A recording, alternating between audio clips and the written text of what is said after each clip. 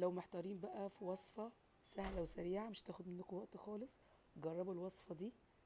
عندي هنا اي لفة جلاش عندكم تكون مركونة او لسه جايبينها، تمام، بقطعها بطريقة عشوائية زي ما انتوا شايفين كده، وبفردها كده عن بعض، بفرفتها كده عن بعض.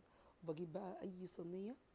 الخليط ده نزلته قبل كده معاكم على القناة، التشريبة بتاعت الجلاش. بدهن كده الصينيه، وبجيب نص الجلاش اللي انا عملته معاكم قطعته معاكم، وبجيب التشريبه بسقيها كده بيه. وبعد كده طبعا الحشوه اللي انتوا تفضلوها، ده ميكس جبن على لانشون وزيتون ورشه كده من حبه البركه، بلفها كويس. وبعد كده بجيب الجزء التاني بلفه على الوش، وبجيب بقيه التشريبه بحطها على الوش، وحبه بقى كده من حبه البركه برضو كده على الوش. وبكون محضره الفرن على درجه حراره 220، تقعد بالظبط ربع ساعه، وبشغل الشوايه. هتطلع بالشكل التحفه ده.